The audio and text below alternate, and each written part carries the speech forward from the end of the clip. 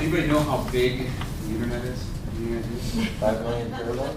Yes. I didn't know I put that on. So I win a book. Oh, see? Nice. Wow. 5 million terabytes is what the estimate that Eric Schmidt put out there for how big the internet is. And he said that in the 7 years that they've been indexing, they've only been able to index about 200, I forgot the number, but 0.004% of the internet they've indexed. And there was this calculation by somebody that said, he figured it out that an average email of 50K weight is approximately 8 billion electrons, right? And electrons have weight, and so if you figure it out, that email weighs 0.2 of a quadrillion of an ounce, right? So if you apply that to 5 million terabytes, the size of the internet actually is about the speck of sand, right? A little speck. And I was researching that, and I thought that was pretty amazing because the internet is sucking in every experience, right, of human knowledge and experience at a rate of like, I think it's like 571 new websites every 30 minutes are going up online. And when you think about it, I thought about it, I'm like, that's Whoville. The internet is really Whoville. And I was thinking about that because in the work that I do in building websites, clients, mobile, as you know, and the idea, that we fit something in our hand, but the whole internet can actually fit on our finger, intrigued me because I'm really big into mobile, and my clients are probably like your clients. They really struggle with understanding how to approach mobile, right? And it's been brutal. I discovered responsive design 2 years ago, and I'm like, this is the holy grail, this is the greatest thing ever. And I started to build them, and what I discovered, I almost quit building websites because of that experience. Because what I found out is that if you try and take a website design for a monitor and squeeze it down, it's the worst experience you can ever imagine. And I could not get customers to understand mobile first. And they still don't get that. Most clients are like, yeah, mobile sounds important, sounds good, but we still want it just like this. We want it to look just like it's been looking for the past X amount of years. And so the story I want to tell you is my exploration into what came before the spec. Because somehow you have to reach these people and explain where things are going in a way that they're going to understand, and they don't get technical. And so that this story is going to be different than what you guys have heard before. Because it's not technical, meant for these people to understand where mobile's going and get a really solid idea. And so I brought this, I'm calling this a swear jar, and I've got a stack of singles here that anytime you hear an internet buzzword, because this whole story was meant to communicate with customers, anytime you hear one, just yell bullshit. And I'll throw $1 in there, and at the end I'll just toss it out to you guys, and whoever gets it can buy me a beer at the Right, so anytime you want, just say bullshit and I'll throw $1 in there. Bullshit. Right. I don't think that's fair, but I'll abide by the rules. Now I stop when I run out of singles here.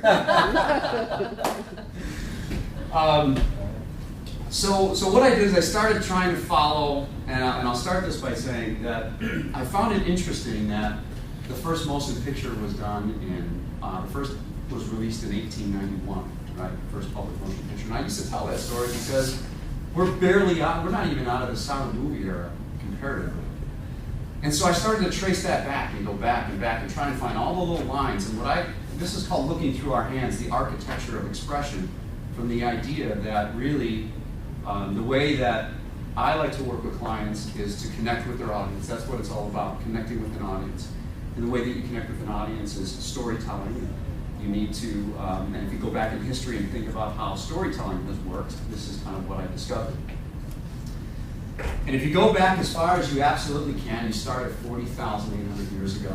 The very first expression was them putting up their hands on the cave wall, right? And then they spray painted, they spit out this stuff, and they created the first art that we've ever discovered. So that's starting at 40,000. That's also the time we have the evidence of Homo sapiens first coming about. So we've been trying to express ourselves from the very beginning. The next one, 17,300 years ago, is, anybody know French? Mm-hmm. Really don't know how to say that. Lascaux? Lascaux. We'll go with that. This was amazing, right? It's in the sense that what they found in these caves was some paintings that were done in one spot, and then some paintings that were actually done 5,000 years later in the same cave. Now think about that. I mean, how many of you guys are running Betamax? But it's quite a feat, right? It's quite a feat to actually have communication that's 5,000 years apart, and that's important. That's really significant.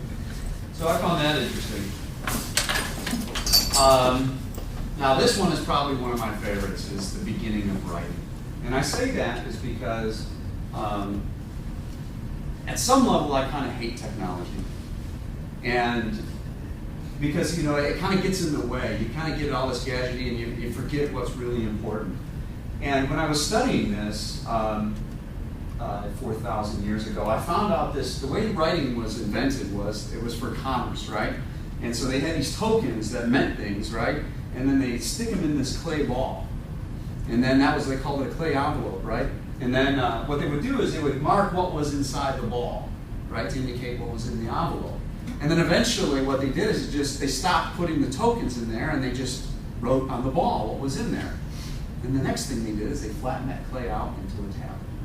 And that became the first, that's how we got into writing. Now I'm showing you this as opposed to the clay tablets because sometimes I wonder, this is before, right? This is right before it happened. Sometimes I wonder if this is what's going on in mobile.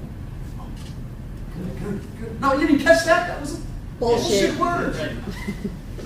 So anyways, I think that's intriguing. And I'll tell you a quick story too, is that I'm getting ready for this presentation, I'm studying writing, and I get asked to come in and sub for my daughter's first grade class, and she says, can you help some of the kids out? And so I go in and I help this kid out, and he's trying to write what he's trying to say, and in first grade they're learning how to write. And I'm watching him write. And here I'm watching somebody today learning how to do what was invented for it. It's happening every day, right? They're learning this thing. Yeah, they say that writing was the beginning of logic. And if you think about what happened before writing, right, it was just people speaking, kind of like what I'm doing right now. But until we could actually write something down and stare at it, we couldn't think about it in a certain way. So the birth of logic came through writing. Now, this I found really interesting because Plato, the guy who really got into logic, hated writing, right? What did he write here? For this invention to produce, this invention will produce forgetfulness in the minds of those who learn to use it because they will not practice their memory. So he goes on and he kind of rips on writing, and you can kind of read that. But it sounds a little like what's going on today. It sounds like Google for me. What's that? It sounds like Google for me. I don't remember anything anymore. I Google it. Well, a lot of people complain about things going on in social media. Oh. Right, and how things are going and how people are going to be affected. But the thing about writing that I find interesting, too, is that it's described as being two abstractions away from reality. Right? First it's language, and then it's writing. I think if you guys are like me, I hate abstractions. I try and get down to it. But who would have ever imagined that these abstractions are going to create what it did? So I think the advent of writing is a pretty, and they also describe it as technology. I never thought of writing as technology. Have you ever thought of writing as technology? But it really was, right? It was a technology. It was a new technology. So that was writing. The next thing in time that I found really interesting is the Parthenon, and this is where they started to see what people believe is the use of the golden ratio. You guys understand that from the golden ratio? Pretty cool, right? It's this ratio in which they've discovered this certain things in nature, and back at the Parthenon, it's us trying to architect things based on what we see in nature. So again, in terms of my kind of tracking where things go, the golden ratio is really a cool topic to kind of study on how it's influenced our architectures of expression. back in 2002 was Fibonacci in the sequence, which is just pretty amazing. For him to discover that sequence and then tie right into the golden ratio that had preceded him by so many thousands of years. So that's the golden ratio. The next thing that I found really interesting was the Gutenberg Bible and the printing press. And I'm sure you guys are all familiar about what the impact was on everything from science to literature and all that kind of stuff. But what I found interesting about the Gutenberg Bible was how somebody described how much they loved the presentation aspect of it. Somebody, you hadn't really seen that kind of thing before. But it also talked about how it seemed similar to writing in that we learned how to describe the world around us because we could capture that down and distribute it, right? So, so back in the 1400s, that seems to be another interesting blip in time. In the 1600s, I learned about the creation of ballet. And what I like to say is that there is back in the 1600s, ballet was kind of ported over from Italy to France. And the idea of ballet was to try and to present the body in the most beautiful way you can in accordance to the mathematics of music. Okay? So the French put a lot of time into this, and when they created the Royal Ballet Academy, they first started out with 5 positions, and anybody who knows anything about ballet, those 5 positions are still around today, right? Everything that every child learns in taking ballet is 5 positions. And ballet is called the foundation of all dance that we've ever seen. And I find that intriguing that, that these 5 positions have lasted all that time. And if you look at what happened and how the French did, the French were the first ones to come up with the 5 positions, and then they were the first ones to be able to figure out how to write it down and export it out to people. And what I find really intriguing about that is they created architecture. That's what's architecture, right? Something that then has gone through the span of time. And I thought about this, and it's intrigued me that there is a line between first position and the moonwalk, and it's architecture. So ballet. Staying in France, and by the way, the caves, right? The caves where I said the 5,000 years apart, that was in France. There's so many things happening in France. Spend more time out there. Now this is really cool. Have you guys ever heard of the semaphore towers? You ever heard that? So this is in the late 1700s, and what it is, it's a signaling tower, right? And they came up with the idea to go from one tower to the other, and people would mount the tower, and then they would change them, and then somebody would read it, and all of a sudden you've got messages that are traveling over a certain distance. And they used it in France to, I don't remember the war they were fighting at the time, but they were able to communicate with wireless, effectively wireless transmission. Wireless. Oh, good. Hey. Nice. So that was, so I found that really interesting, which preceded communication. So, moving on to 1830s, did anybody know that Samuel Morse was a painter? Anyone? I've got a book. Yeah? I was blown away. Do you know what happened with him in that book? So he's a painter, right? And he's painting all this stuff, and then he gets word that his wife is sick. And so he rushes home, and she's dead and buried by the time he can get back. And that's what prompted him to come up with rapid long-distance communication. No bullshit.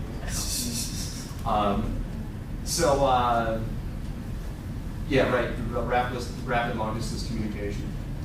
So I thought that was an interesting point in time in communications. 1878, Horse in Motion. Has anybody heard of Edward Muybridge? So Edward Muybridge, there was a bet going on, and what had happened is the bet was, does a horse have all 4 feet off the ground at one time? And so he came up with this idea of setting up all these cameras, and then the horse would run and trip the wires and take a picture of the horse. right? And they found out in frame 2 that the horse, in fact, did leave the ground at one time. Now, anybody see The Matrix? Yeah. Did you see bullet time? You familiar with bullet time and how that worked? It's interesting that they did the same thing, and they didn't come up with that idea right away. They were trying to whiz a camera around the guys to try and get a different perspective before they finally figured out to put in different cameras in a circle to catch him when he's going down. And the bullet time, if you've spent any time or looked at what was going on, it gives us a different spatial, right? But this, what happened here is all of a sudden they started looking at it one after another, and they started realizing they're starting to capture movement or motion. Edward Muybridge actually did come across, within a few years of doing this, Thomas Edison. And of course we know that here we're at a point where motion picture is becoming, is starting to birth its way into the world. And so back to the story I like to tell. In 1893, right, for 20 years only in the internet is when they publicly allowed it, the web to be free. And as I said before, I find the parallel between the motion picture industry and that really interesting. So the next one, which I find interesting being on today, is the first iPhone.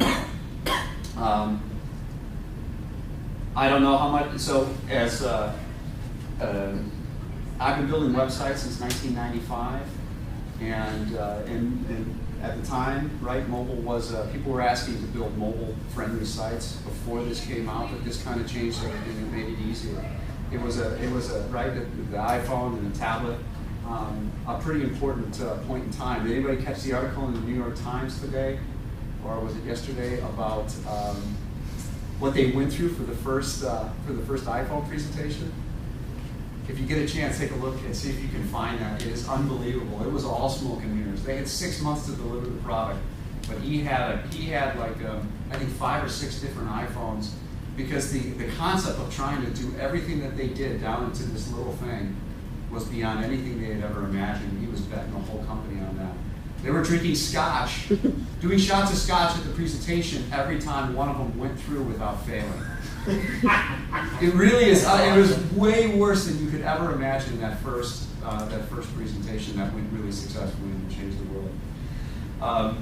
So the reason why, I think, as many of you know, why mobile is an important point in our time is, and again, and sometimes I wonder how close it is to the advent of writing.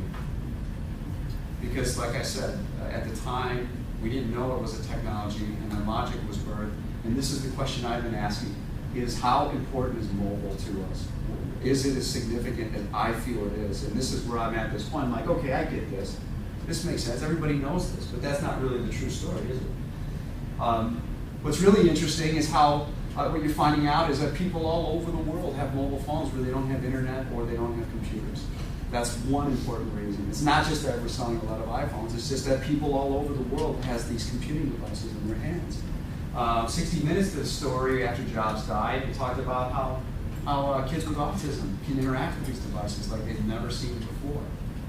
And so that, so it's these kinds of things that I was trying to study and learn about mobile. Have you guys seen this picture? Right?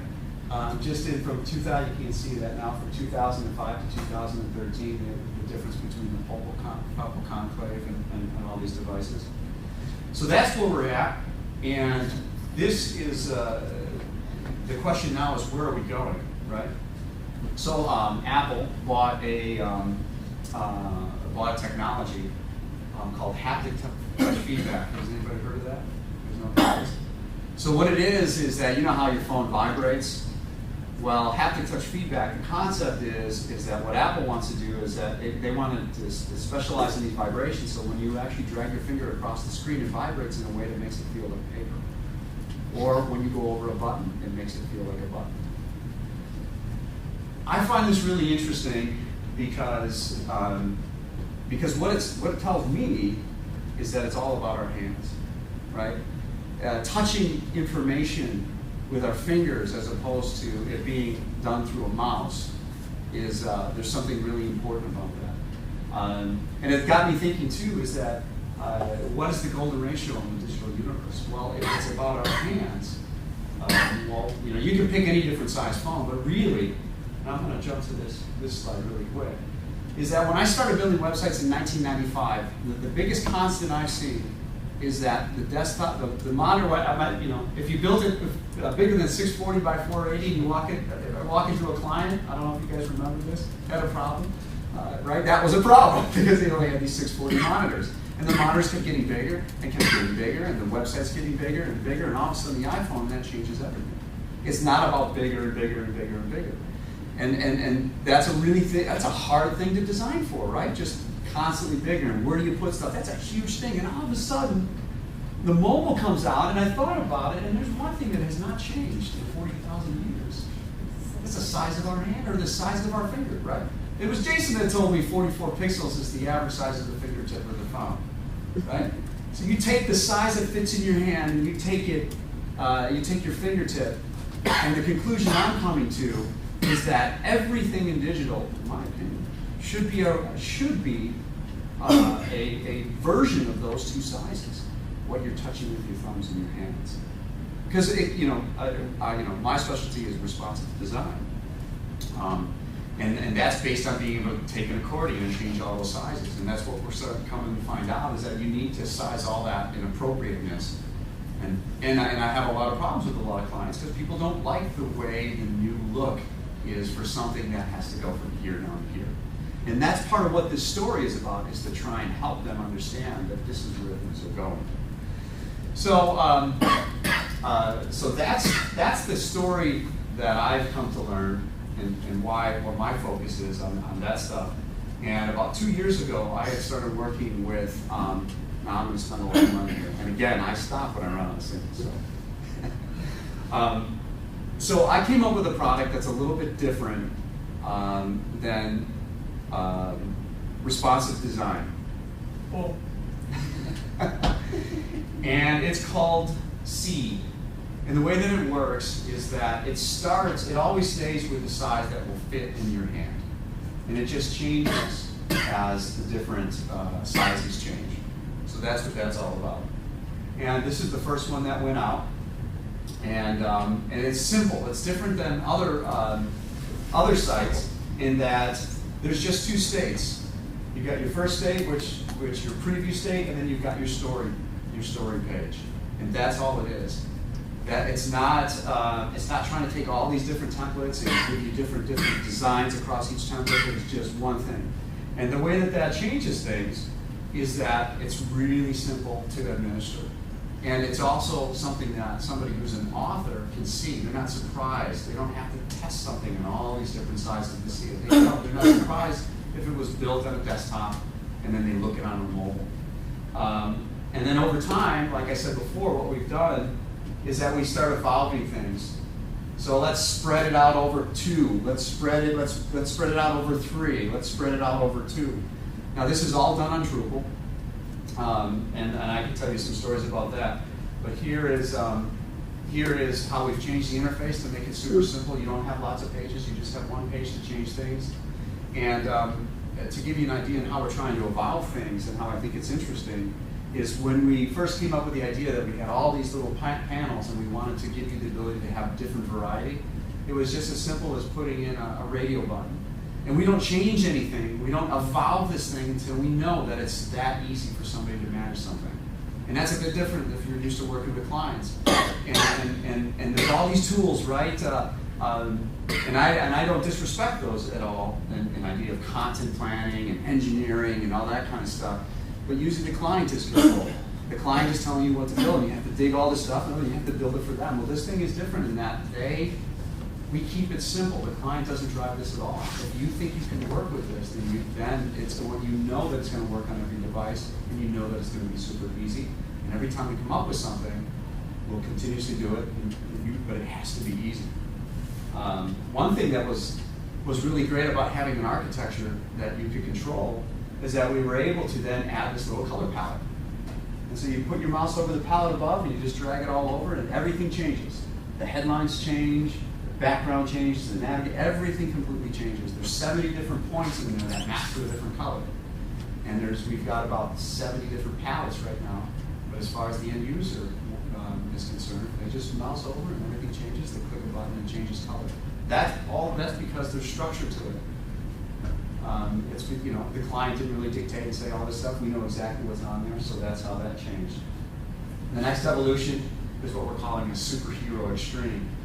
So basically, you pop an image in, right? And it uses Drupal to figure out the headline, the different image sizes.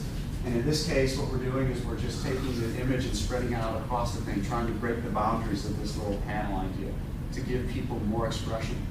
We're able to do that without actually adding a bunch of extra things. They don't have to add any extra images. They don't need more complicated administration. You just put a different image up, and as long as it's the right size or a big enough image, it'll spread it all across the top. E-commerce we just started getting into that. And I think, again, if you guys ever do any e-commerce type of stuff, it's a really complicated process. But we came across a client that needed something simple, and we said, all right, let's do it.